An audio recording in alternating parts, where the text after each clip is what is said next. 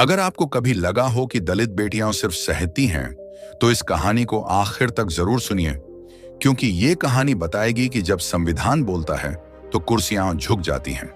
अगर आप भी चाहते हैं कि हर बहुजन बेटी को उसकी आवाज मिले, तो इस वीडियो को लाइक करें, शेयर करें और कमेंट में बताइए, क्या संविधान आज भी उतना ही जिंदा है जितना बाबा साहेब ने लिखा था?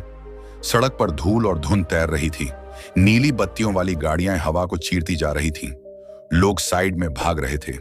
एक काली एसयूवी बीच सड़क पर रुक गई। दूसरी तरफ से सायरन बजाता एक एसपी शेर सिंह, बाराबंकी का दबंग अफसर। वो गरजा, अबे हट रास्ते से, कौन है ये बेहुदा जो मेरी गाड़ी रोक रहा है? भीड़ सहम गई। एसयूवी का शीशा धीरे धीरे नीचे हुआ और गाड़ी से उतरी नीलम जाटव। चेहरा शांत पर आंखों में तूफान। वो बोली, आपने सीट बेल्ट नहीं लगाई है सर, ट्रैफिक रूल तोड़ना अपराध है। एसपी ठट्ठा कर हंसा। तू जानती है मैं कौन हूं? नीलम ने कहा। संविधान जानता है कि आप कौन हैं। शेर सिंह का चेहरा लाल हो गया। अबे उतर नीचे, वरना हवालात में डाल दूंगा। नीलम बोली, आप ही पहले उतरिए, कानून के आगे कोई बड़ा नहीं।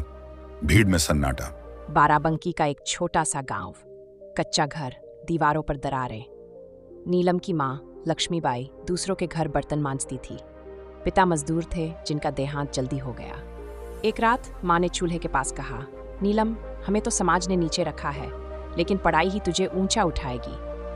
पढ़ ले बेटी, ताकि तू एक दिन हमारे जैसे लोगों की आवाज बने। नीलम के हाथ में थी बाबा साहेब अम्बेडकर की किताब। वो हर अनुच्छेद पढ़ती। अनुच्छेद शॉर्टन 1, 32। उसे लगता ये किताब ही उसकी ढाल है। स्कूल में बच्चे अलग बिठाते, शिक्षक कहते, तेरी जैसी बहुजन बच्ची क्या कर लेगी? लेकिन नीलम के दिल में एक ही जवाब था, संविधान में मेरा भी हिस्सा है।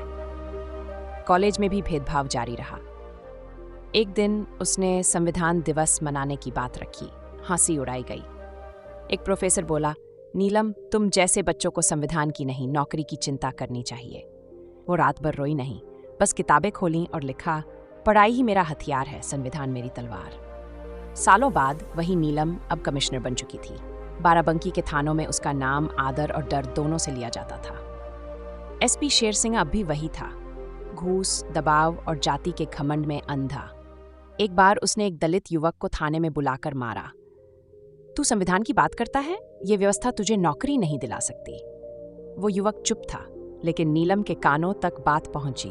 उसने फाइल मंगाई और लिखा, अनुच्छेद 33 का उल्लंघन, जीवन और गरिमा का हनन। एसपी हंसा, देखती हूँ ये नई अफसर क्या कर पाती है। अब वही सड़क थी, धूल भरी, सायरन चीखता हुआ। एसपी अपनी गाड़ी रफ्तार में दौड़ा रहा था, नियम, सिग्नल सब तोड़ता हुआ। और सड़क के बीच खड़ी थी नीलम जाटव, हाथ में ट्रैफिक स्टिक नहीं, संविधान की कॉपी। एसपी चीखा, कौन रोक रहा है मुझे? नीलम बोली, संविधान। भीड़ में सन्नाटा। एसपी गरजा, मुझे कानून के खिलाफ कौन रोकेगा? नीलम ने उसकी आंखों में देखते हुए कहा, धारा 166A और आईपीसी 341 के तहत आपका उल्लंघन दर्ज होगा। कानून से ऊपर कोई नहीं। तभी ट्रैफिक ऑफिसर भागता हुआ आया। सर, ये हमारी कमिश्नर है, नीलम जाटव। एसपी के चेहरे से रंग उड़ गया। कमिश्नर? नीलम मुस्कुराई, हाँ, जिसे आप जैसी सोच वाले लोगों ने नीचे दिखाने की कोशिश की थी, पर संविधान ने मुझे ऊंचा किया। भीड़ में तालियां गूंज उठीं। चुप, नीलम बोली, पद शक्ति नहीं देता, संविधान देता है। नीलम एसयूवी में बैठी। संविधान की कॉपी उसकी गोद में रखी थी। वो सोच रही थी, ये तो एक शुरुआत है, अभी असली लड़ाई बाकी है, उन दफ्तरों में जहां नियमों से पहले जात पूछी जाती है। कैमरा धीरे धीरे ऊपर उठता है। नीलम की आंखों में चमक है। पीछे आवाज गूंजती है, पद नहीं, संविधान बड़ा है। और जब बहुजन बेटी बोलती है तो सत्ता को झुकना पड़ता है। अगर आपको लगता है कि संविधान आज भी बहुजन की सबसे बड़ी ताकत है, तो इस वीडियो को शेयर कीजिए, अम्बेडकर आवाज को सब्सक्राइब कीजिए और कमेंट में बताइए, क्या आप चाहते हैं कि नीलम अब शेर सिंह के पूरे भ्रष्ट नेटवर्क को उजागर करे? कहानी यहीं खत्म नहीं होती। नीलम जाटव की अगली जंग अब सिस्टम के अंदर शुरू होगी।